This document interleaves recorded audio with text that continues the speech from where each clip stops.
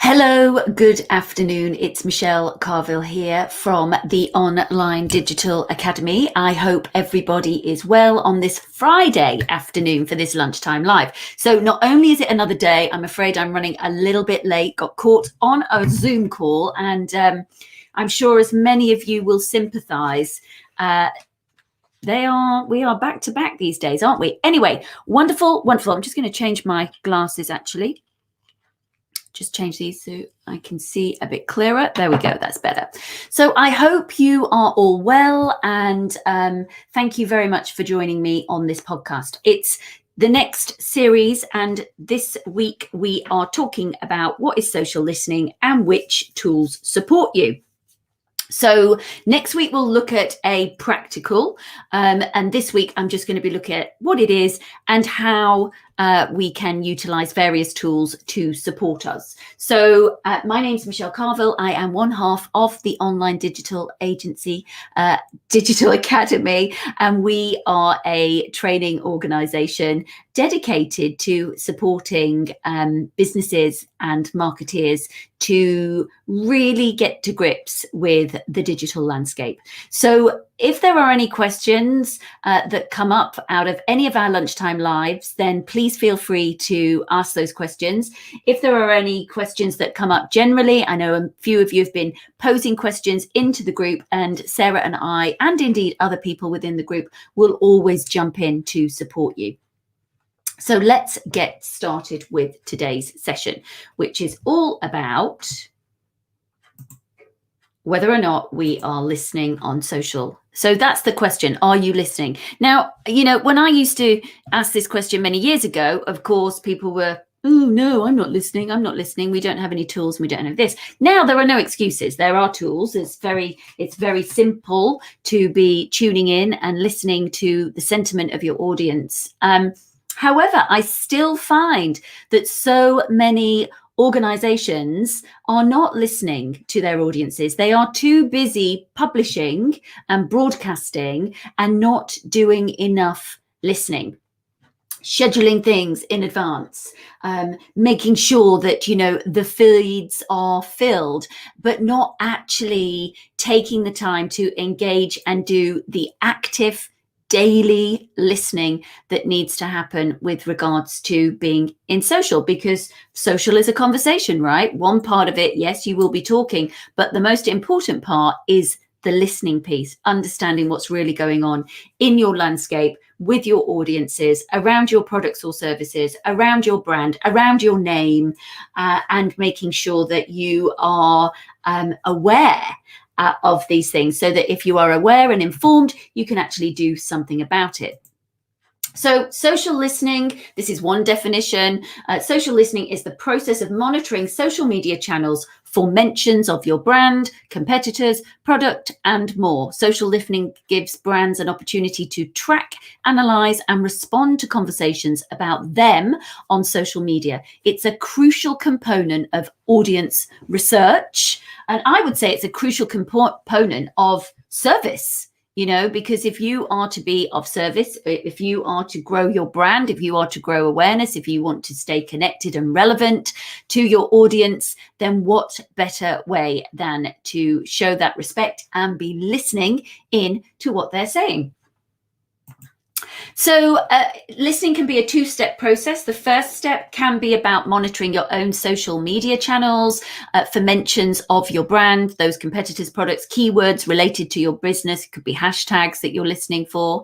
And then, of course, it's all very well to be monitoring that information, but then what are you going to do with that information? You know, it's sometimes it might be that there is a simple tweet or a simple mention and somebody's thanking you for something, but what if the sentiment was that you've just done a product release, or all of a sudden there's a lot of negativity coming through about a particular brand or a particular way that something that you've said has been phrased, and of course that insight you will get, but then it's a case of, okay, we need to analyze that information to understand what we've learned and to then put into action. So that could be something, as it says here, small as responding to a happy customer or an unhappy customer, or something as big as shifting your entire brand positioning. I mean, or indeed product innovation. I've put a tub here of some oat-based, gluten-free, 100% dairy-free, no fat, no added sugar, original yogurt here. And that's because Danone, the huge, grocer retail brand, who we're probably all familiar with for many of their products, hundreds of thousands of products that fall under their brand. They started to notice through social listening that the sentiment was shifting around milk. And this was a couple of years ago, and more veganism was becoming much more popular. There'd been some very sensational YouTube videos about the milk industry. So I think some social consciousness was rising around the whole aspect. And so they started to notice this desire around more lactose-free, more kind of oat-based or plant-based milks or milk substitutes. And so that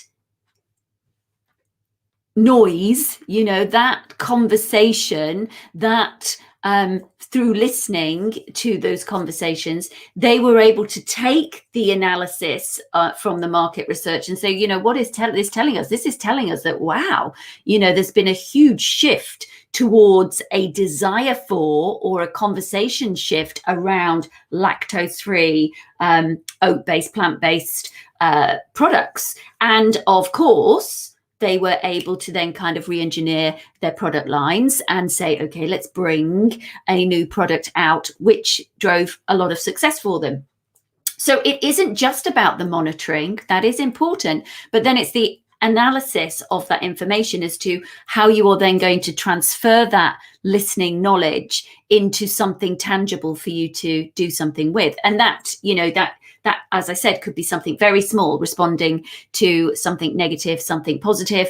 It could be as big as understanding a trend that is happening in your industry, which creates an opportunity for you for product development. So, you can see that there are very different scales of what that analysis and what you would do and the actions that you would take aligned with that. So social media monitoring is simply really looking at things like brand mentions, relevant hashtags, competitor mentions, industry trends, and beyond that, the general mood and sentiment of what people think about your brand. Is that good? Is that positive? There are a lot of tools now that will give you this kind of brand overall sentiment around what the word on the street is about your brand, which can be really illuminating if you are putting out a new campaign, or maybe you've stood up for some societal issue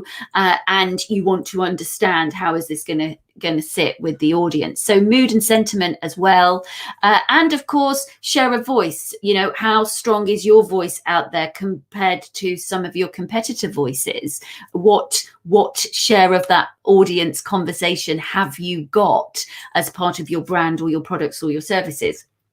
So the analysis is also able to give you some of that information as well. So, it becomes very strategic, these insights that you are learning, because they, as I said, they can develop whether there's a crisis management program that you need to be thinking about, whether there's some competitor activity that you need to be aware of, whether there has been a whole industry trend that can sometimes create opportunity as well. And so listening, as there was with that Danone example, that industry trend, listening to what was going on in the yogurt arena around lactose requirements and responding accordingly. So it can be a very strategic and practical and opportunity spotting endeavor. So things to check that you are listening for, well, obviously your brand name and your own, your own handles, your own identities out on the social platforms, whatever they may look like. For me, it's very simple. It's Michelle Carville at Michelle Carville. So I'm tracking my name, I'm tracking Carville Creative, I'm tracking the Online Digital Academy, I'm tracking various other things. I track hashtag social CEO, I track hashtag sustainable marketing. These are hashtags and product names and my identifiers out on the channels. So of course I'm going to be tracking things like that. You can also track product names, including common misspellings. So for example, if you have a common misspellings, I don't really need to give you that, but if you've got a name that is a little bit unusual, you could potentially have some misspellings. So again, you might want to think about what people normally call your product or brand. Your competitors' brand names, product names, and their handles out there as well. You can track for that, and you can understand what is going on with your competitors. Industry buzzwords. So like I said, I'm tracking for things like social CEOs, sustainable marketing, digital training, all of the usual things that you would expect, me to be tracking. And so again, you can think about what those industry buzzwords would be for you. If you've got a slogan, or a slogan of your competitors, again, that might be, just do it, hashtag just do it. If that was a campaign or a campaign name or keyword, it could be that you are tracking that as well. Key names of people in your company and your competitors' company. So it might be your CEO's name, it might be a key spokesperson within the organization. Branded hashtags. So if you've got your own branded hashtag, then you'd obviously be tracking that. And of course, hashtags of your competitors. And then of course, general hashtags related to your industry that are also relevant. So there are a number of things that you can be checking and listening for out there that can be really useful for you. And I would invite you to, sit and have a think about what's going to be useful. What do I want to be able to track? Because there's so much you can track. What is going to be useful, and what is going to be, what is it that you want to track that is going to be useful for you? And what does social media listening help with? Well, it helps you to engage with your customers, because obviously if you see them talking, if you're following your customers, or you are following a specific hashtag or tracking these particular things, then you are able to see if somebody's mentioned you or bought your product or has said anything about your product or service, and you're enabled to engage with them. So for example, my book launched a couple of weeks ago now, 21st of January, a couple of weeks. And lots of people may not be just tagging me, my name, or they may say Michelle Carville, which isn't tagging me. So I'm not getting those in the alerts necessarily, but I'm still getting that picked up through the conversation that I'm tracking.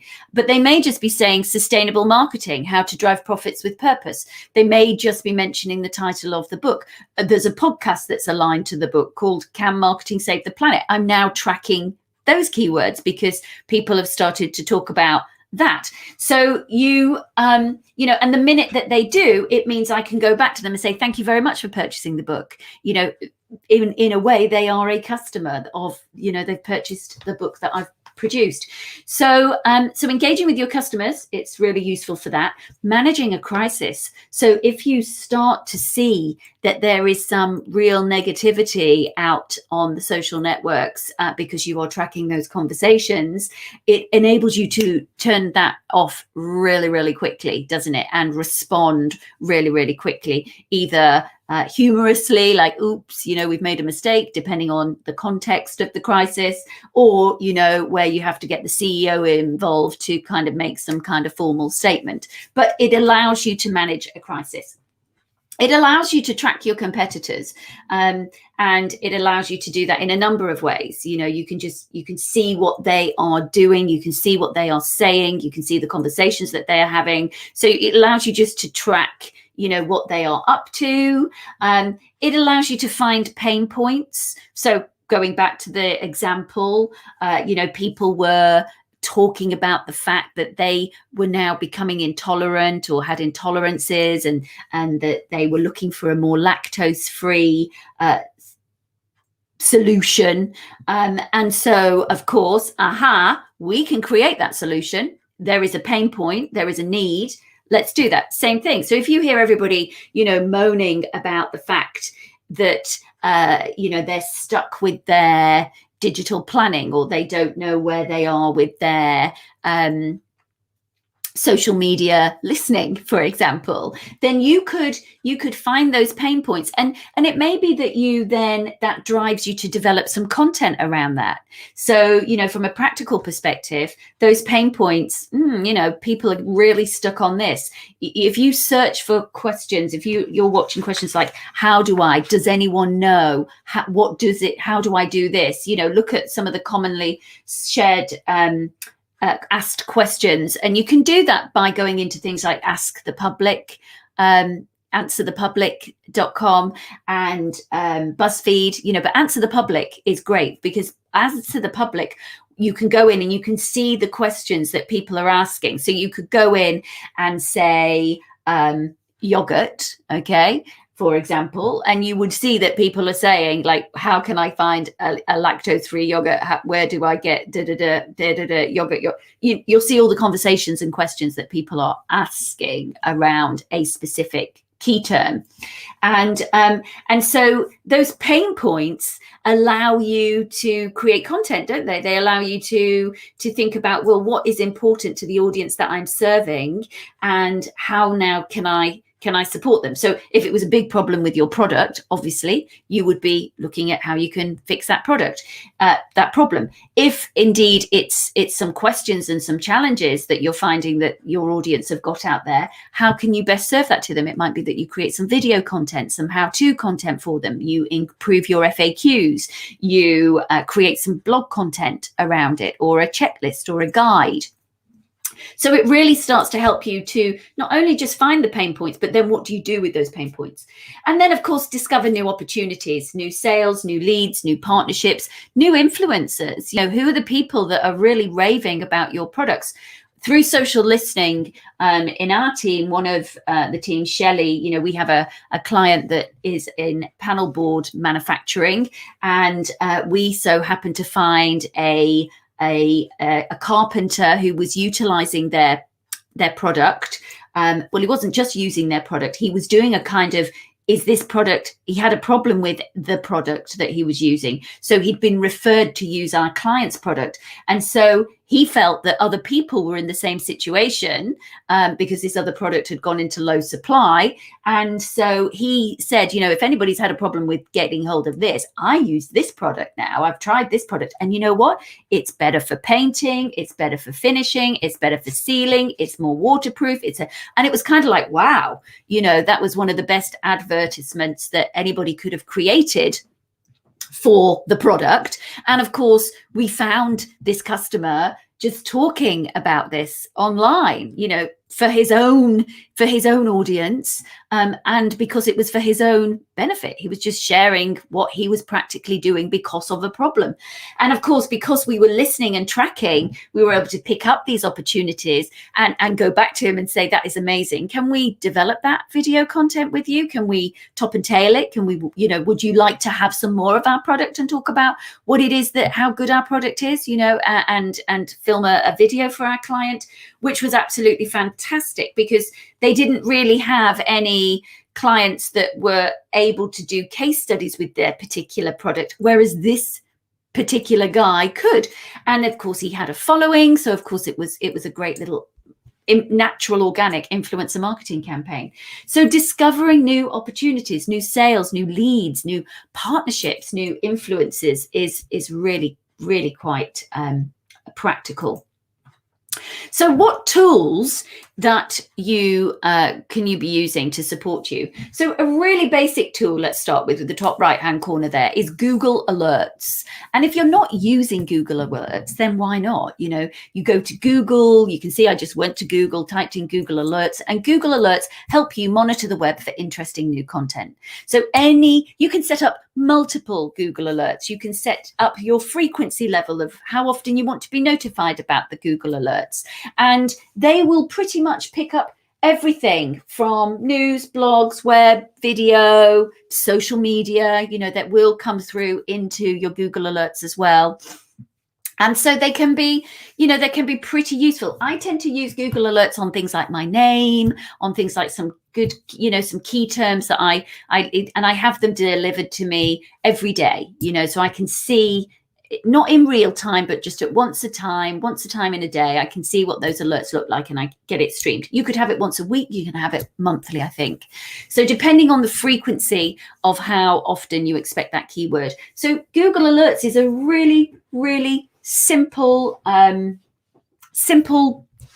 way to track what is going on out there.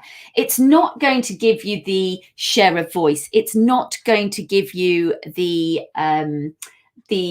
analysis and the insights about sentiment necessarily. You know, it's not really that sophisticated, but it is a great starting tool for just tracking key brands, key hashtags, key names, you know, competitor names, things that you really want to interesting, and then just to get a feel for the listening piece. So there's that. There's more kind of enterprise level, like something like TalkWalker, and TalkWalker is going to be helping you to not only see all of the competitor and analysis and all of that stuff, but it's also got so much more kind of rich analytics around how are you comparing to your competitors out in the landscape. What is the sentiment of your brand? What are the most popular mentions that have happened in the last, you know, I think you can do it in the last hour, 24 hours, week, you know, so you can start to build a picture of the landscape in an automated way. So it's a much more sophisticated tool. It's going to be at more of an enterprise level. So it is, you know, it's more of a, they don't offer free versions of TalkWalker, as far as I'm aware. Maybe that's changed, but it hadn't recently when I was looking at that with a client. And then we've got, you know, the kind of middle ground type of social listening, which is built into your social media platforms. So Hootsuite, Agora Pulse, some of your social media dashboards, what's the other one? Sprout Social, Buffer, they will have kind of listening tracks or listening tools or listening modules that you can bolt on. You know, I know on Sprout Social you have to pay for the social listening edition, whereas in Agora Pulse you can, you know, it is part of the package that you get, and it's really quite a good it's quite a good offering that they have on the social listening there. And again, it allows you to set up these tracking threads as to what it is you want to be listening for, and you can get really quite granular. You know, you can put in your search terms to say, is it positive sentiment, negative sentiment? So you've got to get your sentiment analysis through as to, you know, whether things are positive about what's being said about you or negative. You can track it down into geography, and there are various other things. There was another social listening, and I will tag it on to this conversation and to this lunchtime live that we did with, it was a lunchtime live we did with Polly Barnfield of Maybe Tech. And Maybe Tech is a social media predominantly great listening tool around locations, and you can track yourself against your competitors as well. So do have a look at the Maybe Tech and Polly's live that she did here, because that is another solution, and I know they're constantly improving that technology all the time. So there's new developments just to hone it and make it more user friendly and more useful for brands and organizations. And then, of course, you've got Twitter, things like Twitter, where you can actually find all the people that you want to be following, and you can put them into a list. So let's say I had all my competitors, and let's say there were 20 competitors that I was really bothered about. And I didn't want to follow those competitors, but I really wanted to keep my eye on them. And I don't have a sophisticated talk walker tool. And, it's a bit tedious to be, excuse me, monitoring 20 different, something through to the back of my throat. 20 different names, via Google Alerts becomes a bit cumbersome. So, you can put your competitors into a list on Twitter, and then you could pull that list through into one of your social dashboards. Many of them integrate with Twitter lists. I know Hootsuite does. And then you would be able to monitor in your dashboard on your Hootsuite dashboard, monitor all of the noise that is going on from those 20. So you could always put people into a list and then pull that list through into your dashboard. So those are really some simple, the practicalities of what you should be listening for and why you're listening, and the opportunities that those social listening affords you, it enables you to do. And then those are just a very few of the many, many tools that are out there. I'm going to be looking next week at Agorapulse and how you can use Agorapulse for social listening, and we will probably have a quick look at a Twitter list and pulling that through into Hootsuite as well, if there is time to do the two of them in this 30-minute section. But if I invite you to share which social tools that you're listening to, I invite you to share how that is working for you, what's working, what's not working with your social listening, what you're frustrated with, what could be working better, are you doing it? And just let people know so that we can share the intelligence around social listening and the reality of social listening. So that's it from me. Thank you for those that have tuned in. I can see some eyeballs there. If you at any point, you can always say hi, and I will say hi back. But if I hope you've enjoyed this, it will stay on the feed. It will go into the Lunchtime Learning Unit. And if you've got any questions about social listening, then please do feel free to share them with us. And we'll do our best to answer them. So until next week, where we'll do a little bit of a practical on social listening. And then the next week, we've got the wonderful Elizabeth Thoyd joining us. And that is a session I really urge you to tune into. Anyway, for now, from me, goodbye. Have a great rest of the afternoon and a great weekend. And we will see you next Thursday. Take care. Bye.